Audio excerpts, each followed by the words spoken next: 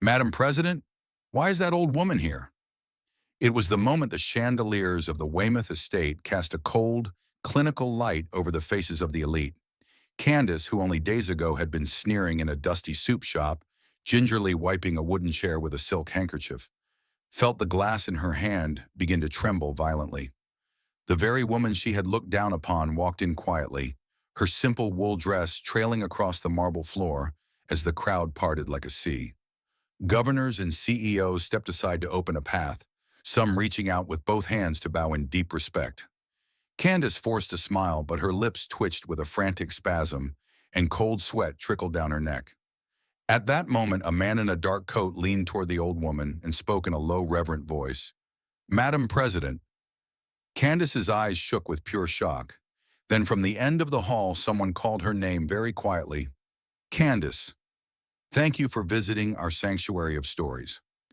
Before we begin, please like and subscribe, and leave a comment letting us know where you are listening from so we can send positive energy your way. Now let us begin today's story. The winter wind in Boston does not merely blow, it narrates. It sweeps across the Charles River, carrying the salt of the Atlantic and the secrets of 300 years, whispering through the cobblestone ribs of Beacon Hill like a restless ghost seeking a hearth. On this evening, the air was a sharp blade of crystal, frosting the panes of the great brownstones and turning the breath of passers-by into fleeting silver spirits. Inside the grand ballroom of the Weymouth estate, however, the frost was forgotten, replaced by the suffocating warmth of expensive lilies and the amber glow of 1,000 candles. Martha stepped through the heavy oak doors, her presence a quiet ripple in a sea of silk. She was a woman carved from oak and weathered by the seasons, her face a map of lived stories where every wrinkle was a river of wisdom. Her silver hair was pinned back with the same practicality she applied to her life, and her dress, a simple floor-length gown of navy wool, stood in stark defiance of the sequins and lace fluttering around her.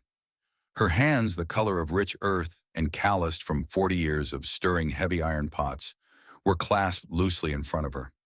She was Martha, the soul of the Beacon Soup House, a woman whose worth was measured not in carats, but in the thousands of heartbeats she had comforted with a warm bowl and a kind word. As she moved across the marble floor, the clicking of stiletto heels and the tinkle of crystal paused. The elite of Boston, draped in emeralds and tailored tuxedos, parted like the Red Sea, though their eyes were less than holy. They looked at her simple attire as if it were a stain on the perfection of the evening. Martha felt their gaze, a cold, clinical judgment, but she walked with the steady grace of someone who had seen the sun rise over the harbor too many times to be intimidated by a chandelier. In the center of the room stood Candace, the undisputed queen of this artificial hive. Candace was a woman polished to a high, brittle shine, her neck adorned with a diamond necklace that looked like a collar of ice. Her beauty was architectural, stunning but cold, and her smile was a practiced curve that never quite reached her restless, calculating eyes. As the mother of the bride-to-be, she was the architect of this evening, her every movement designed to project a power that felt as fragile as glass. Beside her stood Elena, Candace's daughter. Elena was a vision of soft, tragic beauty, her eyes a misty gray that seemed to be searching for a door that wasn't there. She wore a dress of pale silk that shimmered like moonlight, but her shoulders were hunched, as if the weight of her mother's expectations was a physical burden she couldn't shed. Candace was laughing, a sharp, melodic sound, until her eyes drifted toward the entrance. The laughter died in her throat. The heavy baccarat crystal glass in her hand tilted, and a dark crimson stain of Cabernet spilled across the ivory marble, splashing the hem of her designer gown. She didn't notice.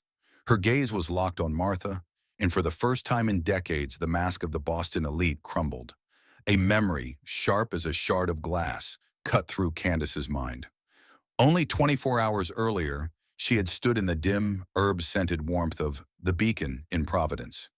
She had looked at the worn wooden chairs with a visceral disgust, pulling a silk handkerchief from her purse to gingerly wipe the seat before deigning to sit. She had called the place a relic of the gutter and looked at Martha, the woman currently standing in this ballroom, as if she were nothing more than the steam rising from a pot. She had spat words like unrefined and common into the air, treating the woman who had raised her daughter's fiancé like a servant who had forgotten her place. Now the soup woman was here, and she wasn't serving. The silence in the ballroom became a living thing, heavy and expectant. Candace's breath came in shallow hitches, her throat working as she tried to find the words to reclaim her territory. She looked around at the guests, the senators, the judges, the old money heirs, and realized they weren't looking at Martha with mockery. They were looking with reverence. Martha walked toward her, her pace unhurried. Every step was a reminder of the GD technique, creating a deep, shocking emotion from the very first encounter. Martha didn't look at the spilled wine or the diamonds that cost more than her shop.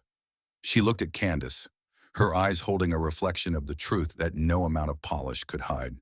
"You look as though you've seen a ghost through a bar," Martha said, her voice a low, resonant cello in a room of violins. Candace found her voice, though it was thin and brittle. "This is a private event, Martha. I don't know who allowed a shopkeeper into a gala of this magnitude. You must have taken a wrong turn on your way to the kitchen." A few of the younger guests snickered, but the older, more established figures shifted uncomfortably. Elena moved forward, her face flushed with shame. "Mother, please. She is Henry's grandmother. She is our guest." "She is a mistake," Candace hissed, her panic manifesting as a cruel defensive venom. She turned back to Martha, her eyes flashing with a desperate need to diminish the woman standing before her. "Look at yourself. You smell of onions and poverty. You think because my daughter is marrying your grandson that you belong here? You are the dirt beneath these marble floors." Martha did not flinch. She did not look away. She stood in the center of the Weymouth estate, a beacon of grounded reality in a storm of pretension. She thought of the countless winters she had spent leaning over a stove so that Henry could have a future. She thought of the silent voice of the soul that transcends language, the connection she shared with those who truly knew suffering. Martha stepped closer, so close that Candace had to look up. The light of the chandelier caught the deep, honest lines in Martha's face, the marks of a life spent in service to others. "I have spent 40 years in a kitchen, it is true," Martha began, her voice carrying to the farthest corners of the silent hall. "I have watched the fire burn low and the wind howl at the door. I have seen the powerful broken and the humble exalted." She reached out, not to touch Candace, but to gesture to the room at large.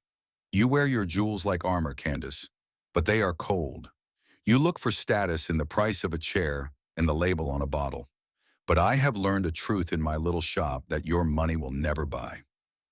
Martha's eyes locked onto Candace's trembling ones, her gaze a searing, emotional hook that stripped the ballroom away until it was just two women, one built on sand, the other on rock. "Lua lam nenthep," Martha said, her voice dropping to a whisper that felt like thunder. "Fire makes the steel, it is true, but soup nong moi lam nen long ngoi thuaba. It is the warmth we give to others that makes us human. And tonight, for all your diamonds, you are the coldest person in this room." Martha turned away then, not waiting for a response, leaving Candace standing in a puddle of spilled wine, the sound of the Atlantic wind outside finally echoing the hollow silence in her heart. To understand the fire in Martha's eyes at the Boston Gala, one must travel south to Providence, where the salt of the Narragansett Bay clings to the brick walls of the old waterfront. Here, tucked away between a rusted ironworks and a row of silent warehouses, sits the Beacon. It is not a restaurant in the modern sense. It is a sanctuary. For 40 years, while the city outside transformed from a manufacturing hub to a modern landscape, the heavy brass bell on Martha's door remained a steady heartbeat for the neighborhood. Inside, the air is thick and golden, smelling of rosemary, slow-simmered beef, and the woody scent of aged cedar. The walls are lined with mismatched shelves, holding jars of dried herbs that Martha gathered herself from the edges of the salt marshes. In this place, the GD technique of the miracle, faith-based hook is not found in sermons, but in the steam that rises from a porcelain bowl. For the dock workers with frost-bitten fingers and the homeless veterans who have forgotten the sound of their own names, the Beacon is the only place where they are not invisible. Every morning at 4, Before the sun even contemplates breaking the horizon, Martha is there. She moves with a rhythmic grace, her heavy iron ladle acting as a scepter. She knows that a healing journey, a true transformation hook, often begins with a single, warm meal. Sitting at the far end of the scarred oak counter was Silas, a man who seemed to be made of the very iron he had forged for half a century. Silas was the neighborhood blacksmith, his skin a permanent shade of soot gray, his hands gnarled like the roots of an ancient tree. He was a man of few words, but his silence was heavy with the weight of the things he had lost. "The wind's got a bite today, Martha," Silas grunted, his voice sounding like gravel being crushed. "Feels like the kind of cold that settles in the marrow and stays until April." Martha set a steaming bowl of her signature root vegetable pottage in front of him. "The cold only wins if you give it a place to sit, Silas," she replied, her voice a warm blanket against the draft. "That's why we keep the stove going, not just for the broth, but for the light." Silas stared into the golden liquid. "Sometimes I wonder if the light's worth the wood it takes to burn it. I see these kids out there, Henry's age, looking at screens instead of sky. They've forgotten how to stoke a real fire." "Henry hasn't forgotten," Martha said softly, thinking of her grandson, the doctor who still called her every Sunday to ask what herbs she was drying. "And as long as there is one person left who knows how to stir the pot, the fire won't go out. That's the faith, Silas. Not that the winter will end, but that we will be here to see the spring." The door chimed, admitting a blast of frigid air and a new face. A young man named Leo stumbled in, his thin denim jacket offering no protection against the Rhode Island winter. Leo was a runaway from the northern counties, his eyes wide and skittish like a cornered animal, his face gaunt from days of hunger. He was a silent voice, a soul connection waiting to be made. He didn't ask for food, he simply stood by the radiator, shivering so hard his teeth clicked. Martha didn't ask for his story. She simply pointed to a stool and brought him a thick slice of sourdough bread and a bowl of broth so rich it looked like melted amber. She watched him eat, not with the practiced etiquette of the Boston elite, but with the desperate, raw necessity of a survivor. This was the GD technique in action, causing strong emotions by witnessing the sheer relief of a soul being brought back from the brink. As the morning drifted into afternoon, a different kind of visitor arrived. A man in a charcoal overcoat that cost more than Martha's entire inventory stepped inside. He looked out of place, his polished leather shoes clicking nervously on the uneven floorboards. This was Mr. Sterling, a developer whose firm had been buying up the waterfront properties one by one. He was sharp-featured, with a smile that was polite but lacked any genuine warmth. He sat at the counter, barely touching the soup Martha placed before him. He looked around at the peeling wallpaper and the mismatched chairs, then looked at Martha with a mixture of pity and calculation. "You've done a fine job here, Martha," Sterling said, his voice smooth and clinical. "But the world is moving on. This land, it could be something much greater. A high-rise, a glass tower. You wouldn't have to toil over a stove anymore." Martha continued to wipe the counter, her movement steady. "Mr. Sterling, you see a plot of land. I see a lighthouse. If I tear this down, where do the people go when the storm hits? You can't eat glass, and you can't find a soul in a skyscraper." Sterling sighed, reached into his pocket and pulled out a checkbook. He scribbled something, tore out a leaf, and pushed it across the counter. It was a blank check, signed and waiting. "Fill in whatever number makes you happy," Sterling said. "Consider it an act of faith in the future." Martha looked at the check. It represented a life of luxury, a retirement far away from the steam and the heavy lifting. She thought of Candace and the cold diamonds she wore like armor. Then she looked at Silas, who was watching her with a bated breath, and at Leo, who had finally stopped shivering. She picked up the check and handed it back to the man. Her voice was quiet, but it carried the weight of 40 years of integrity. "The kindness I offer in this shop doesn't come with an invoice, Mr. Sterling," she said, her eyes reflecting the unlikely hero Hook, the ordinary woman standing up to the giant. "And the peace I find here doesn't have a price tag. You can keep your money, I'll keep my fire." Sterling looked stunned. He was a man who believed everything was a transaction, every relationship a trade. He tucked the check back into his pocket, stood up, and walked out without a word. Silas chuckled, a deep rumbling sound. You're a stubborn woman, Martha. Stubbornness is just another word for staying put when the wind tries to move you, she replied. As the sun began to set, casting long violet shadows across the Providence streets, Martha stood by the window. She thought of Henry in Boston and the girl Elena, whose gray eyes had looked so lost. She knew a storm was coming, not of snow but of character. But as she looked at the glowing embers in her stove, she knew that the beacon would be ready. For in this small corner of the world, she had proven that the heart is the only thing that truly produces heat. The transition from the sterile, fluorescent halls of a Boston hospital to the salt-kissed air of Providence was a journey Henry made with the eagerness of a pilgrim. Henry was a man of quiet strength, his presence marked by a gentle steadiness and eyes that had seen too much pain but refused to harbor bitterness. As a surgeon, his hands were precise, but as Martha's grandson, they were hands that knew the weight of a heavy ladle and the texture of sun-dried thyme. Beside him in the sleek sedan sat Elena. Elena was the daughter of the high-climbing Candace, a woman who looked as though she had been sketched in charcoal and fine silk. She was undeniably beautiful, but it was a beauty that felt guarded, like a rare book kept behind glass. Her life had been a series of climate-controlled environments and manicured lawns, a world where old was a synonym for obsolete. As they pulled up to the curb in front of the beacon, the engine's hum died away, replaced by the distant clang of the ironworks. Henry stepped out, breathing in the scent of slow-simmered onions and ocean brine, as if it were the finest perfume. "We're here," he said, his voice bright with a pride that didn't need a title. Elena stepped out cautiously, her designer stilettos, thin as needles, caught in the uneven cracks of the pavement. She looked up at the faded sign, the paint peeling like sunburnt skin, and then at the windows clouded with the steam of 40 years. She clutched her luxury leather handbag closer to her side, her knuckles turning white. "It's very authentic, Henry," she murmured, her voice tight with a politeness that felt like a thin veil. The brass bell chimed as they entered, a sound that usually signaled sanctuary, but today sounded to Elena like an alarm. Inside, the floorboards groaned under her heels, a deep, resonant wood cry that seemed to complain about the intrusion of high fashion. The air was thick and humid, a living soup of aromas that immediately clung to her cashmere coat.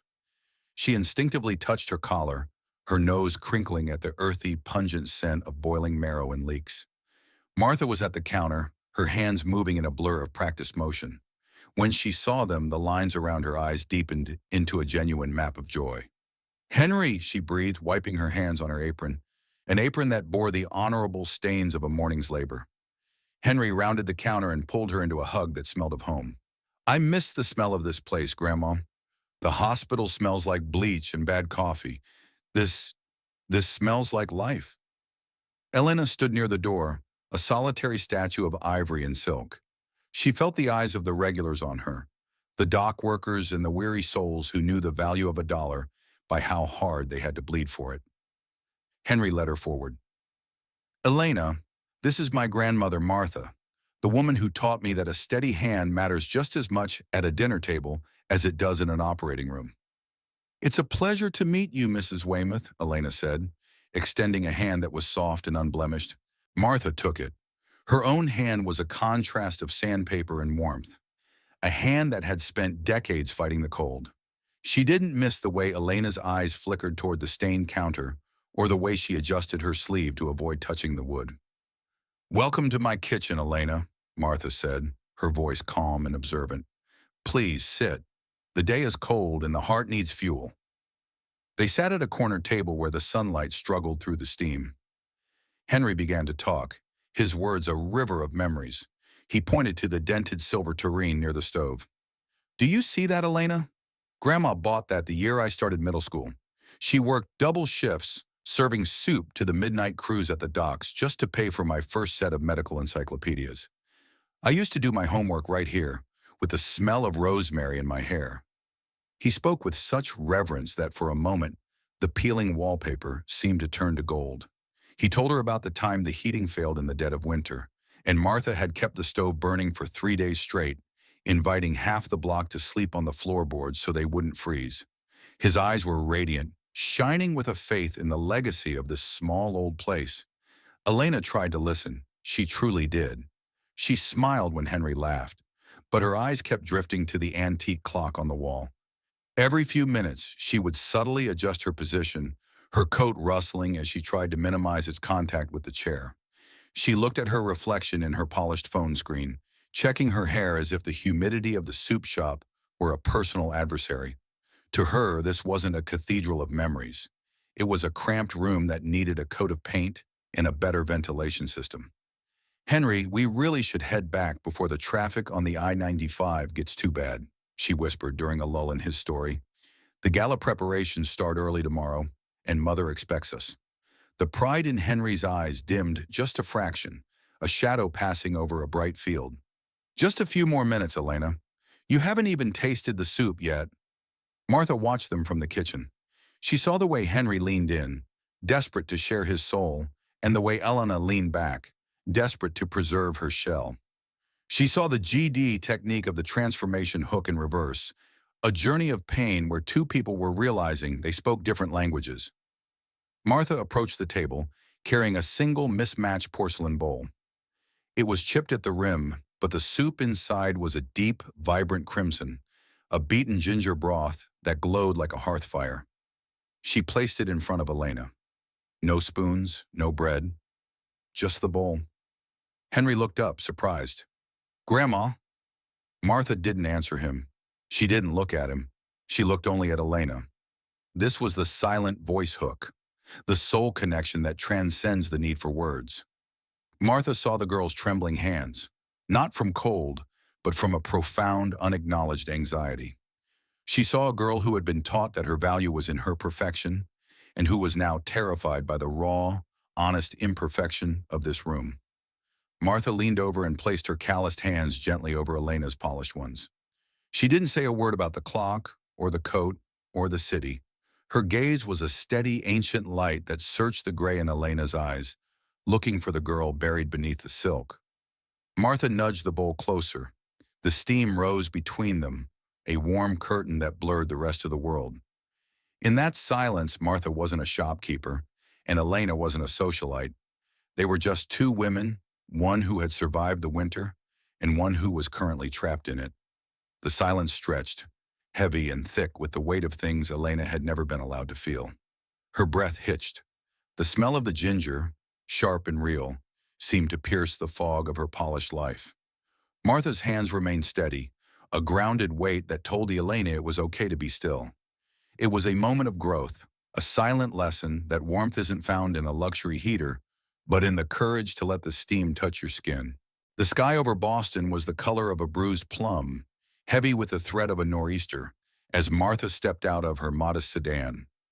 She stood before the Gilded Oak, a restaurant in the heart of the Back Bay, where the windows were tinted like expensive sunglasses and the doormen stood as stiff as frozen soldiers. Martha adjusted her simple wool coat, her fingers, still smelling faintly of the morning's rosemary, tightening around her worn leather clutch. This was Candace's territory, a world of hushed whispers and silver spoons, far removed from the steam and clatter of the beacon. Inside, the light was dim and golden, designed to make diamonds sparkle and secrets feel safe. Candace was already seated at a corner table, a position that allowed her to survey the room like a general. She was a vision of severe elegance in a charcoal power suit, her blonde hair pulled back so tightly it seemed to sharpen the angles of her face. Across from her sat a new shadow in this unfolding drama. Julian, Candace's personal assistant and fixer. Julian was a young man with a face as smooth and unreadable as a riverstone, dressed in a suit that cost more than Martha's stove. He held a slim, high-end tablet, his fingers hovering over the screen like a predator waiting to strike. "Martha, thank you for coming," Candace said, her voice a practiced melody of artificial warmth. She didn't stand. She merely gestured to the chair opposite her with a flick of a manicured wrist. Martha sat, her back straight as a mast. A waiter approached, a nervous young man named Thomas. Thomas looked exhausted, his eyes darting toward the maître d'.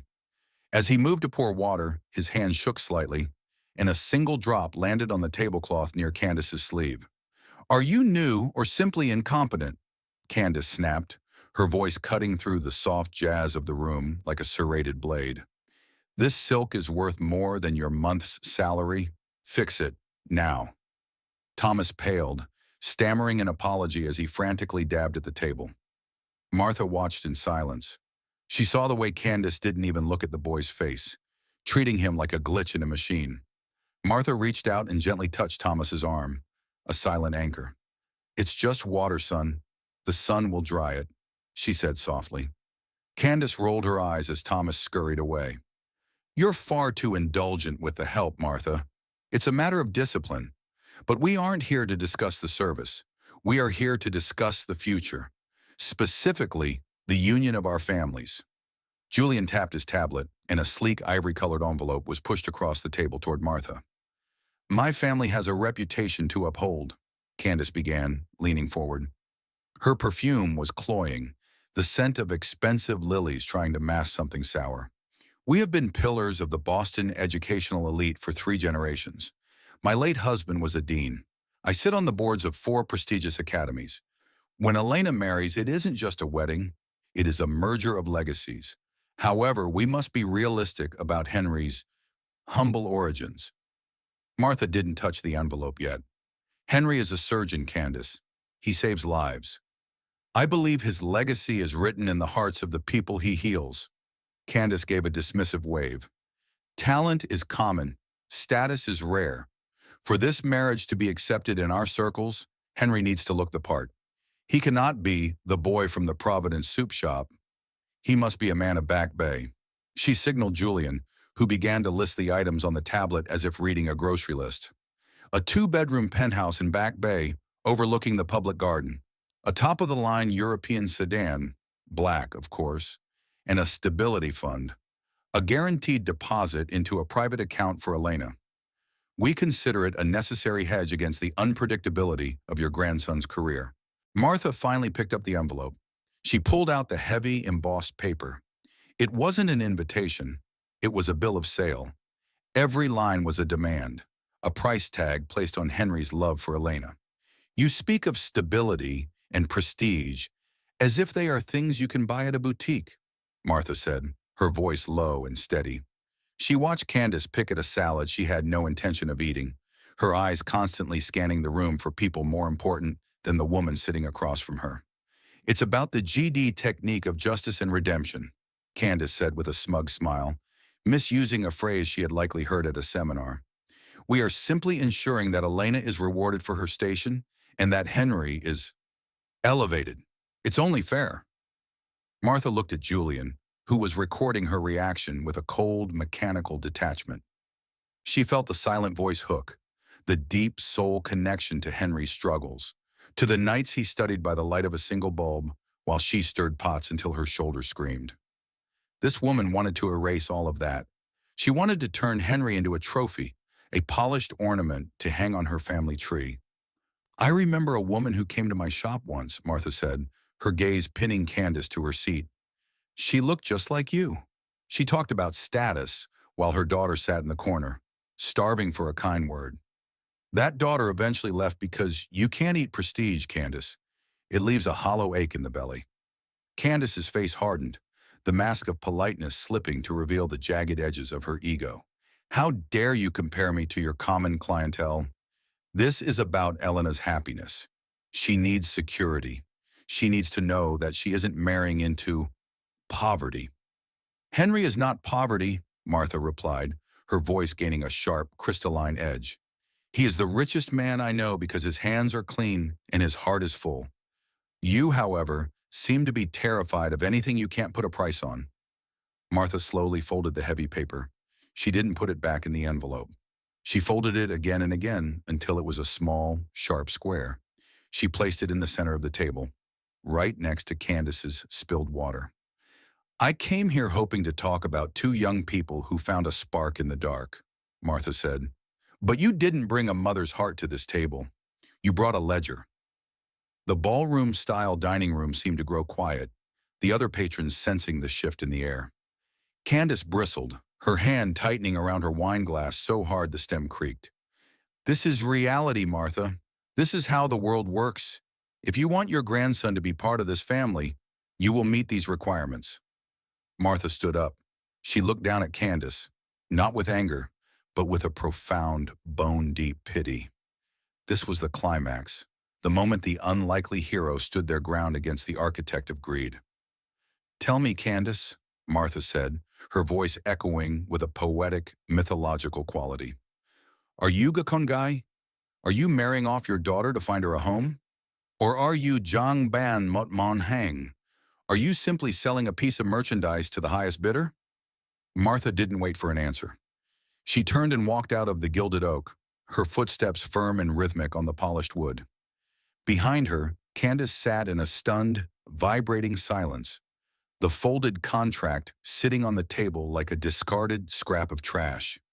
Julian's tablet stayed dark. The plum-colored sky had finally broken, and as Martha stepped into the Boston rain, she felt the first cold drops of a storm that was only just beginning.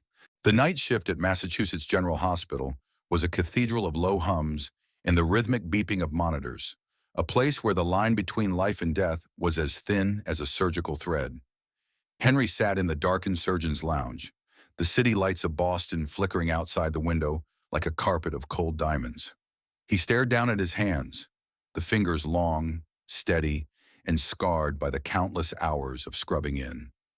These were hands that had held beating hearts, that had stitched together the fragments of broken lives. Yet as he looked at them now, they felt hollow, unable to grasp the one thing that was slipping through his fingers. On the small glass table before him lay a square of ivory-colored paper, folded into a sharp, mocking rectangle. He had found it earlier that afternoon, left on the mahogany desk in Candace's library while he waited for Elena. It was the contract of dowry. The ink was elegant, but the words were venomous. It demanded the surrender of his identity, a price tag on his heritage, and a luxury lifestyle he neither wanted nor could afford on a resident's salary. It was a map of a world where love was a currency, and his grandmother's life's work was a debt to be hidden. "Still here, Weymouth." The voice belonged to Dr. Samuel Vance, a senior cardiovascular surgeon with hair the color of steel and eyes that had seen the rise and fall of too many empires. Vance was a man of immense skill, but had long ago traded his passion for a weary, clinical cynicism. He carried a cup of bitter black coffee as if it were a shield against the world's chaos. "Just thinking, Sam," Henry replied, his voice heavy. Vance glanced at the ivory paper on the table, then back at Henry. "In this building, we fix the pump. We don't fix the soul. If that paper is weighing on you more than a triple bypass, burn it. Life is too short for burdens that don't have a heartbeat." Henry thought of a patient he had treated earlier that evening, an 8-year-old girl named Grace. Grace had come from the cramped tenements of East Boston, her heart failing, her family possessing nothing but a fierce, unyielding love for one another. When he told her mother that Grace would recover, the woman didn't offer him a penthouse or a luxury car. She had simply squeezed his hand with a grip that felt like the sun. "My grandmother says fire makes the steel, Sam," Henry murmured, echoing Martha's words. "But I think some fires just turn everything to ash." He stood up, the paper crinkling in his pocket, and walked out into the biting Boston night. The wind was a predatory thing, howling through the canyons of stone and glass.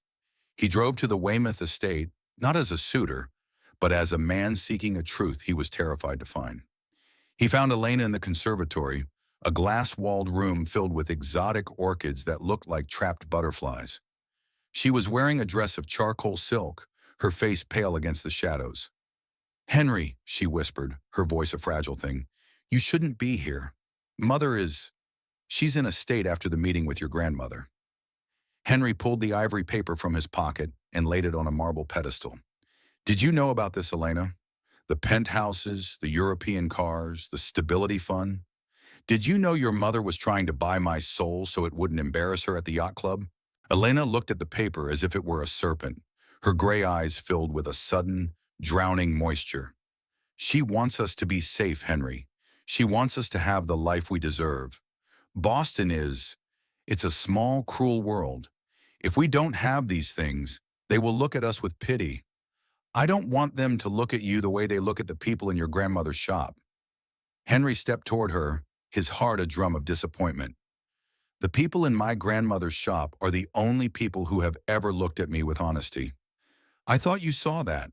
I thought when you held that bowl of soup, you felt the warmth. I felt the steam, Henry. I felt the poverty. Elena's voice broke, a jagged cry in the silent room. You don't understand what it's like to lose everything. My mother spent her whole life making sure we never had to feel the cold. This list, it's just a bridge. Please just tell her you'll consider it. For me. Henry waited. He waited for her to say that she didn't care about the cars. He waited for her to say that his grandmother's calloused hands were more precious than Candace's diamonds. But Elena remained silent, her head bowed, her shoulders shaking with the weight of a fear she had been fed since birth. Her silence was a blade, cold and precise, severing the silver cord of their shared future. The silence of the person you love is the loudest sound in the world, Henry said, his voice lyrical and mourning. I thought we were building a lighthouse, Elena, but I see now you were only looking for a gilded cage. He turned away from her and walked into the grand hallway, where Candace stood beneath a portrait of her ancestors, her arms crossed, her expression a mask of triumphant arrogance. Julian, her silent shadow, stood behind her, his tablet glowing like a malevolent eye. I assume you've come to your senses, Henry, Candace said, her tone a sharp, polished steel. The requirements are non-negotiable. Elena is a Weymouth. She will not be the wife of a man who smells of the Providence docks. Henry stopped. He stood tall, the spirit of Martha's, the beacon, rising within him like a tide. He looked at Candace, and then he looked back at Elena, who stood in the doorway of the conservatory, a ghost in her own home. You speak of requirements, Henry said, his voice echoing through the vaulted ceiling, but you have forgotten the most basic requirement of all, honor. My grandmother stirred pots for 40 years to give me a chance to save lives. She taught me that integrity is the only thing the winter cannot kill. He reached into his pocket and pulled out the velvet box containing the engagement ring, a diamond that Candace had helped select, a stone that now looked like a frozen tear. He placed it on the hall table with a deliberate, echoing click. Jia Jin Toi Kode Nheo Tien Bak, Henry declared, his voice ringing with the GD technique of justice and redemption. My family may be poor in money, but we will never ever be Nheo Nan Kach, poor in character.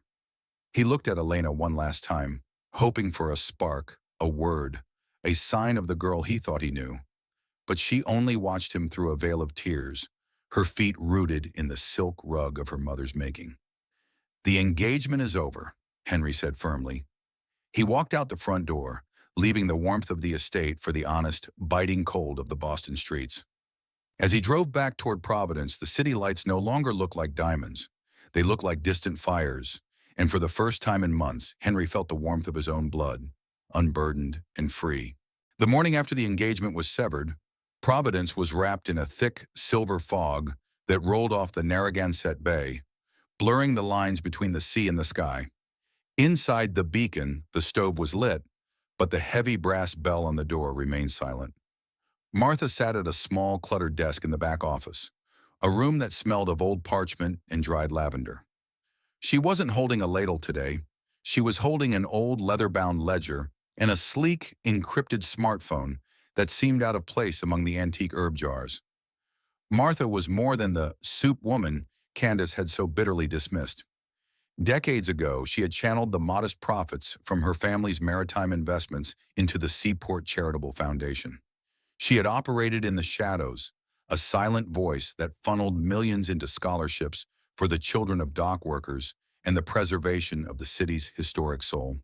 To the world, she was a shopkeeper. To a select few in the corridors of power, she was the silent architect of Providence's resilience. A sharp knock echoed through the quiet shop. Martha didn't look up as the door opened. The coffee is fresh, Arthur. Help yourself.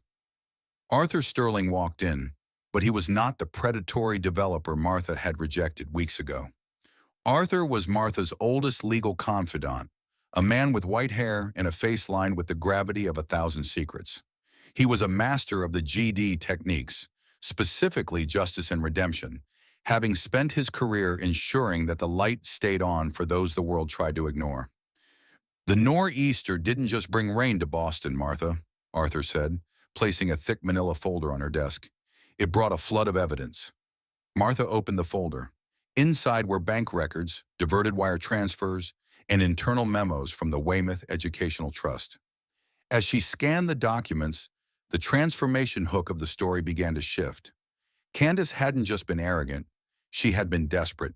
To maintain the illusion of the Boston elite, she had systematically siphoned nearly $2 million from the educational relief funds intended for underprivileged academies, the very children Martha's foundation supported.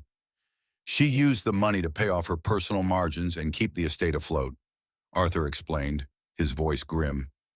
If this comes out, the Weymouth name isn't just tarnished, it's extinct. Candace is looking at a federal indictment. Martha leaned back, her eyes reflecting the flickering light of the stove. She felt a profound struggle within her soul. This was the moment of justice and redemption, the desire to see the wicked punished. She could destroy Candace with a single phone call. She could avenge the insults to her grandson and the mockery of her life's work. But as she looked at a photograph of Henry and Elena pinned to her wall, the GD technique of the transformation hook took a deeper, more spiritual turn. She saw Elena's face, the gray, haunted eyes of a girl who had been raised in a house of mirrors.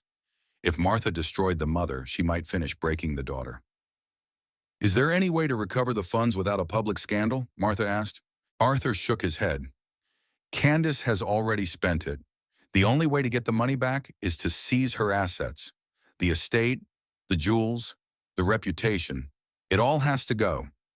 Martha stood up and walked to the window, watching the fog swirl around the rusted ironworks.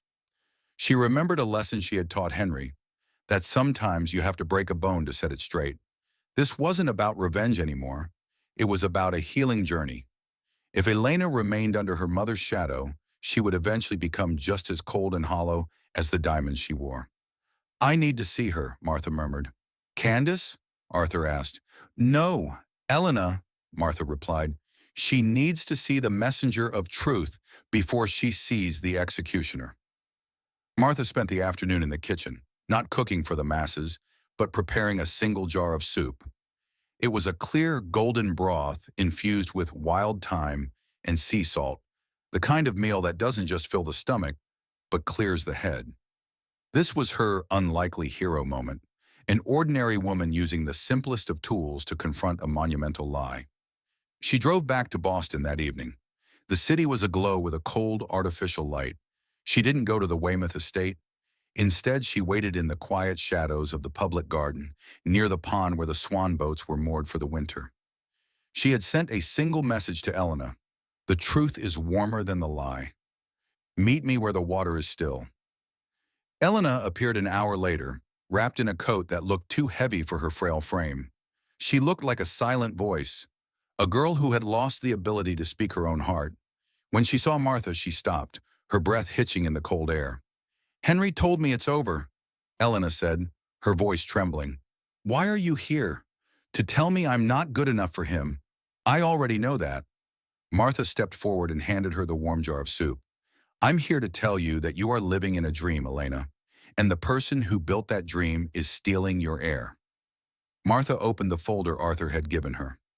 Under the pale glow of a street lamp, she showed Elena the records of her mother's theft. She explained how the gilded life Elena was so afraid to lose was built on the stolen futures of children who had nothing.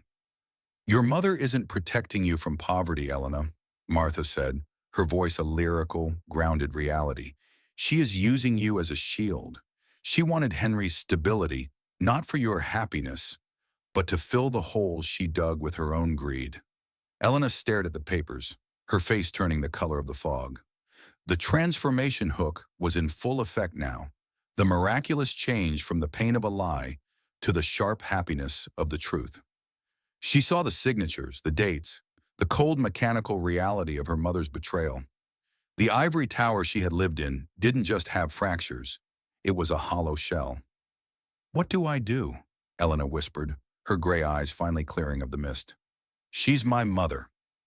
A mother's job is to give you a foundation, not a cage, Martha replied, her voice echoing the miracle faith-based hook, a message of restoration. You can choose to go down with the ship, or you can choose to swim. I have the power to stop the prosecution if the money's returned voluntarily, but it means the estate must be sold. It means you will have to walk away with nothing but your name." Elena looked at the jar of soup in her hands, then back at the folder. She felt the call to faith, an invitation to engage with a higher purpose. For the first time in her life, she didn't look at the clock or her phone. She looked at Martha, the unlikely hero, who was offering her a chance to be real. "I want to swim," Elena said, her voice gaining a strength it had never possessed. Martha nodded, a quiet pride warming her heart. The healing journey had begun. The truth had been delivered, not with a sword, but with a jar of soup and a folder of facts. As the two women stood by the frozen pond, the fog began to lift, revealing the sharp, honest stars above the Boston skyline. The grand ballroom of the Weymouth estate was a swirling vortex of champagne, vanity, and the desperate perfume of a dying social dynasty. The air was thick with the GD technique of a high-stakes drama, a tension so palpable it seemed to dim the glow of the baccarat chandeliers. Candace stood at the epicenter, her diamond necklace flashing like a warning light. She was laughing too loudly, her eyes darting toward the mahogany doors, waiting for the arrival of the city's elite donors who would unwittingly fund her final escape. But when the doors finally swung open, it was not a senator or a titan of industry who stepped into the light. It was Martha. She wore the same navy wool dress from the night of the confrontation, but now it felt like a royal robe. Behind her stood Arthur Sterling, no longer looking like a simple developer, but like the legal herald of an impending storm. The music faltered, the violins screeching into a discordant silence. Martha's hands, those calloused, honest hands that had stirred the pots of providence, were empty. She didn't need a weapon. She was the messenger of a truth that was about to set the room on fire. "Martha," Candace spat, the word dripping with a venomous disbelief. "You again. I thought Henry's rejection would have sent you back to your kettles. This is a private gala. Security." "Security will not be necessary, Thuaba," Martha replied, her voice a calm, resonant anchor in the rising chaos. "Because you are no longer the host of this evening. You are a guest in a house that belongs to the Seaport Charitable Foundation. And as the founder of that foundation, I am here to reclaim the property." A collective gasp rippled through the ballroom, the GD technique of emotion-based hook causing immediate shock. The elite of Boston looked at the soup woman and then at the Weymouth crest on the walls, realizing the ground beneath their feet had just shifted. From the shadows behind Martha, a new figure stepped forward. This was Mrs. Gable, a woman with silver hair tucked under a modest hat and eyes that held the ghosts of 1,000 sleepless nights. Mrs. Gable was the former headmistress of St. Jude's Academy, one of the schools Candace had systematically defrauded. She was the unlikely hero of this subplot, a victim who had found her voice through Martha's support. "Do you recognize me, Candace?" Mrs. Gable asked, her voice trembling but firm. "I'm the woman who begged you for the scholarship funds for my students. The funds you told me were tied up in market fluctuations while you were buying the very diamonds you wear tonight." Candace's face turned the color of ash. She stepped back, her heel catching on the hem of her ivory gown, the same gown stained with the wine she had dropped when she first saw Martha. "This is a fabrication, a conspiracy by people who are jealous of my family's name." But Martha didn't let her hide. She gestured to Arthur, who began to distribute the bank records and wire transfer receipts, the Sugia Qua Su That, messenger of truth, from the previous chapter, now made public. The justice and redemption hook was in full effect as the wicked began to see the reward of their labor. "The Weymouth name was built on honor, Candace," Martha said, her voice echoing with a poetic, mythological quality. "But you turned it into a mask for a thief. You stole the heat from the hearths of children to keep your own chandelier burning. That fire's out." In the center of the room, Elena stood paralyzed. She looked at her mother, who was now screaming at the guests to ignore the lies, and then at Martha, who stood with the steady grace of an ancient oak. Tears flowed down Elena's face, not the tears of a socialite who had lost her status, but the tears of a soul that had finally recognized its true home. She realized she had nearly traded the gold of Henry's heart for the lead of her mother's greed. "Elena, darling, don't listen to them," Candace shrieked, reaching out with claw-like fingers. "We can fix this. We just need the deposit from Henry's account. Elena pulled away as if she had been touched by ice. There is no deposit, Mother, and there is no more Elena Weymouth. I told Martha I wanted to swim. I didn't realize the water would be this cold, but I'm not going back to the cage. The ballroom erupted into a cacophony of whispers and judgmental stares. The very people Candace had tried to impress now looked at her with a clinical, detached disgust. The transformation hook was complete, a journey from pain to a terrifying, honest happiness for Elena. Candace collapsed onto a velvet chaise lounge, the diamonds around her neck looking like heavy, cold chains. She was a silent voice now, her excuses drowned out by the weight of the evidence. As the crowd began to thin, fleeing the scandal like rats from a sinking ship, Martha didn't join the mockery. She didn't look at Candace with triumph. She looked at Elena, who was shivering in her pale silk dress, a girl standing in the ruins of her life. This was the climax, the unlikely hero hook. Martha walked through the shards of glass and the spilled wine. She didn't offer a lecture or a rebuke. She took off her simple navy wool shawl and wrapped it around Elena's shoulders. The wool smelled of rosemary and the salt air of Providence, the smell of the beacon. Come, Conyu, Martha said softly, her voice a warm blanket against the shattering world. I'm so sorry, Martha, Elena sobbed, her head bowing. I was so afraid of the cold. I didn't see the fire. Martha reached out and lifted Elena's chin, her calloused thumb brushing away a tear. She spoke with the authority of someone who had spent 40 years stirring the pots of life, a grounded realism that gave Elena the newfound strength she needed. Vang that kong solua, con yu, Martha whispered, the ancient proverb ringing with the power of a call to faith. Real gold does not fear the fire. The fire only burns away what was never real to begin with. You aren't losing a life tonight. You are finally beginning one. Martha led Elena out of the ballroom, past the frozen statues of the Boston elite, and out into the crisp, honest air of the night. Behind them, the chandeliers of Weymouth Estate flickered and died. But as they stepped into the moonlight, the path back to the soup shop in Providence was as clear as a winter's dawn. The Massachusetts winter had finally arrived in earnest, draping the cobblestones of Providence in a thick, white shroud of silence. But inside the beacon, the air was vibrant, a swirling dance of steam and laughter that defied the frost pressing against the window panes.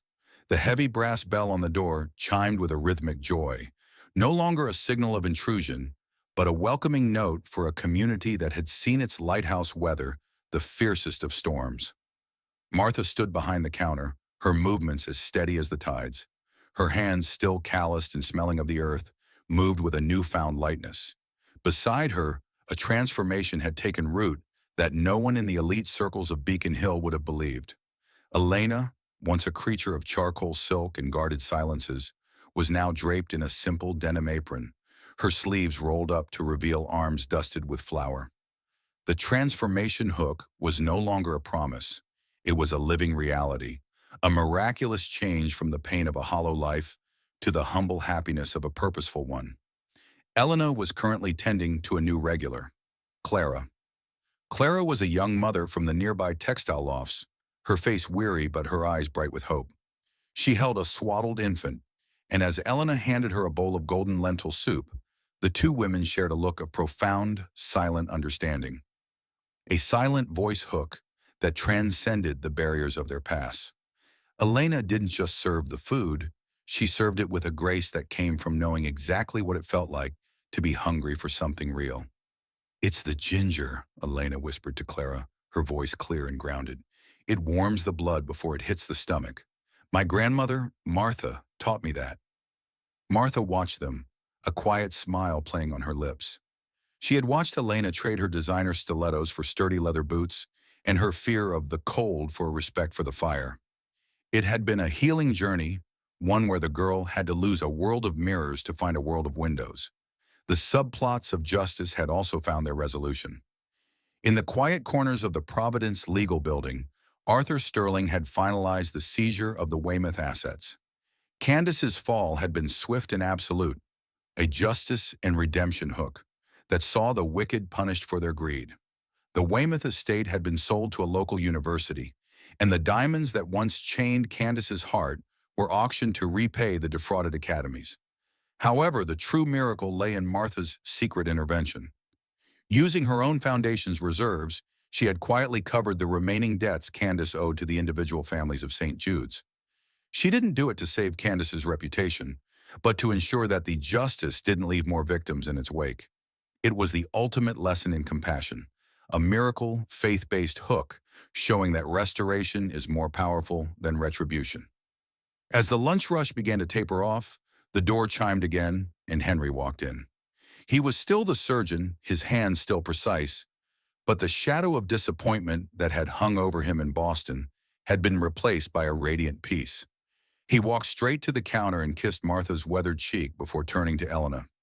"You missed a spot of flour on your chin," Henry teased, his eyes shining with a pride that was no longer burdened by requirements. Elena laughed, a sound that was lyrical and reflective, yet entirely grounded in the present. "I'm learning, Henry. Perfection is boring. Honesty is much more delicious." The three of them sat down at the scarred oak table in the corner, the same table where Henry had done his homework and where Elena had once sat in terrified silence. There were no penthouses, no European cars, and no stability funds. In the center of the table sat three mismatched bowls of soup and a loaf of warm sourdough bread. "This is the only dowry I ever needed," Henry said softly, taking Elena's hand. Her hand was no longer a soft, unblemished thing of silk.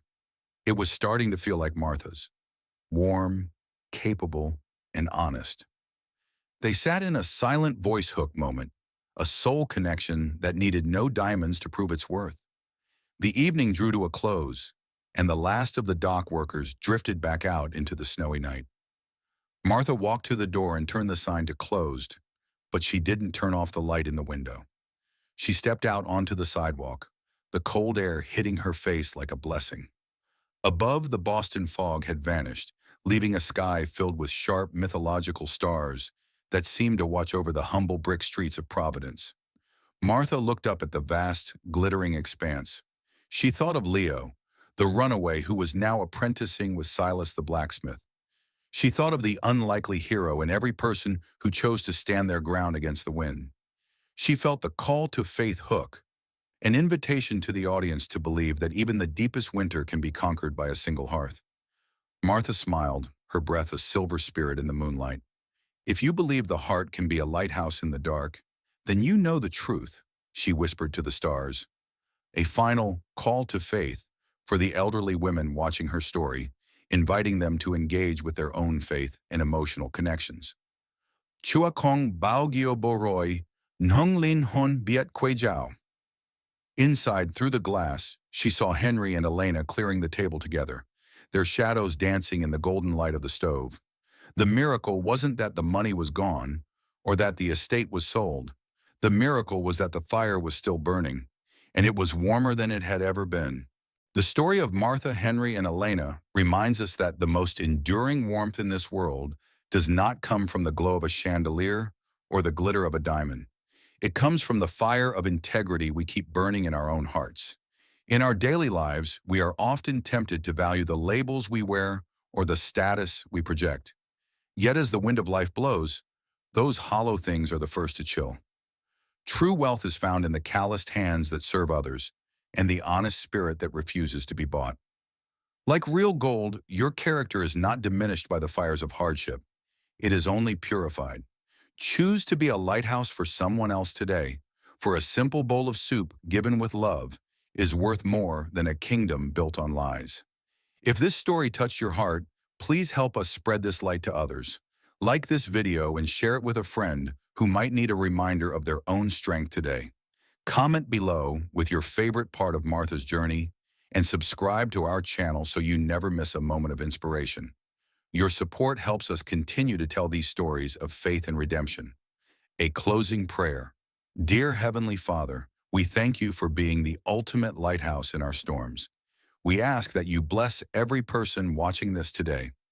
Strengthen their hearts, guide their steps toward the truth, and remind them that they are never alone in the winter of life. May your grace restore their faith and your love warm their homes. If you believe that God still performs miracles and guides us back to the truth, please write Amen in the comments below.